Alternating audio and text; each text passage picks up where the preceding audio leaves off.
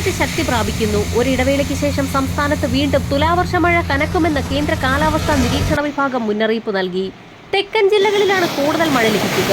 തിരുവനന്തപുരം മലയോര മേഖലയിൽ ശക്തമായ മഴയാണ് കഴിഞ്ഞ ദിവസം റിപ്പോർട്ട് ചെയ്തത്. ചക്രവാത ചുഴി രൂപപ്പെട്ടതിന് പിന്നാലെ തെക്ക് പടിഞ്ഞാറൻ ബംഗാൾ ഉൾക്കടലിൽ പുതിയ ന്യൂനമർദ്ദം കൂടി രൂപപ്പെട്ടതായി കാലാവസ്ഥാ നിരീക്ഷണ വിഭാഗം അറിയിച്ചിരിക്കുകയാണ്. കേരളത്തിൽ അതിശക്തമായ മഴയ്ക്കാണ് സാധ്യതയുള്ളത്. ഉച്ചയ്ക്ക് ശേഷവും വൈകുന്നേരങ്ങളിലും രാത്രി വൈകിയും ഇടിമിന്നലോടുകൂടിയ അതിശക്തമായ മഴയ്ക്കൊപ്പം മണിക്കൂറിൽ 40 മുതൽ 45 കിലോമീറ്റർ വരെ വേഗതയിൽ വീശിയടിച്ചേക്കാവുന്ന ശക്തമായ കാറ്റിനും സാധ്യതയുണ്ടെന്ന് കാലാവസ്ഥാ നിരീക്ഷണ വിഭാഗം അറിയിക്കുന്നു. ഡിറ്റ്വ ചുഴലിക്കൊടുങ്കാറ്റ് ദുർബലമായി തുടങ്ങിയതോടെ ഒരാഴ്ചയായി ദുർബലമായ തുലാവർഷ മഴ കഴിഞ്ഞ ദിവസം മുതൽ സംസ്ഥാനത്ത് പലയിടത്തും വീണ്ടും സജീവമായി തുടങ്ങി. സംസ്ഥാനത്തടുത്ത 3 മണിക്കൂറിൽ തിരുവനന്തപുരം, കൊല്ലം, പത്തനംതിട്ട, കോട്ടയം, ഇടുക്കി, പാലക്കാട്, മലപ്പുറം ജില്ലകളിൽ ഒറ്റപ്പെട്ടയിടങ്ങളിൽ ശക്തമായ മഴയ്ക്ക് സാധ്യതയുണ്ട്. ജാഗ്രതയുടെ ഭാഗമായി ഈ ജില്ലകളിൽ കേന്ദ്ര കാലാവസ്ഥാ നിരീക്ഷണ വിഭാഗം യെല്ലോ അലർട്ട് പ്രഖ്യാപിച്ചു. ശനിയാഴ്ച വരെ ഇടിമിന്നലോടുകൂടിയ മഴയ്ക്കുള്ള സാധ്യതയാണ് നിലനിൽക്കുന്നത്. ഡിറ്റ്വ കൊടുങ്കാറ്റ് പിൻവാങ്ങിയതോടെ കേരളത്തിന് മുകളിൽ വീണ്ടും കിഴക്കൻ കാറ്റ് അനുകൂലമായതോടെയാണ് മഴയ്ക്ക് സാധ്യത തെളിഞ്ഞത്.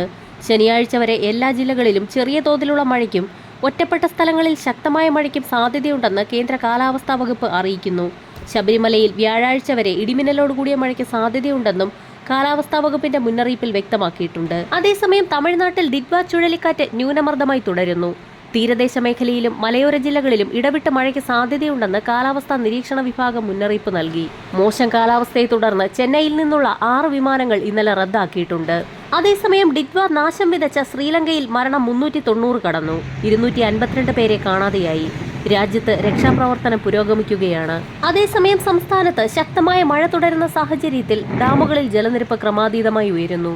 മൂഴിയാർ ഡാമിലെ ജലനിരപ്പ് ഡിസംബർ 1 റെഡ് അലർട്ട് ലെവലായ 190 മീറ്ററിൽ എത്തിയതായും പരമാവധി ജലനിരപ്പായ 192 മീറ്ററിലെത്തിയാൽ ഡാമിന്റെ ഷട്ടറുകൾ ഉയർത്തി ജലം കക്കാട്ടാറിലേക്ക് ഒഴുക്കിവിടുമെന്നും ജില്ലാ ദുരന്ത നിവാരണ അതോറിറ്റി മുന്നറിയിപ്പ് നൽകി. ഡാം തുറന്നാൽ ആങ്ങമൂഴി, സീതത്തോട് തുടങ്ങിയ സ്ഥലങ്ങളിൽ നദികളിൽ ജലനിരപ്പ് ഉയർന്നേക്കാം.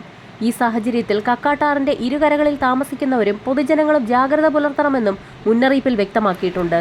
അതേസമയം കേരള തീരത്ത് ഉയർന്ന തിരമാലകൾ കാരണം കടലാക്രമണത്തിന് സാധ്യതയുള്ളതിനാൽ മത്സ്യത്തൊഴിലാളികളും തീരദേശവാസികളും അതീവ ജാഗ്രത പുലർത്തണമെന്ന് ഇൻകോയ്സ് മുന്നറിയിപ്പ് നൽകി. വരും മണിക്കൂറുകളിലെ കാലാവസ്ഥാ മുന്നറിയിപ്പുകൾക്കായി ചാനൽ സബ്സ്ക്രൈബ് ചെയ്യാൻ മറക്കാതിരിക്കുക.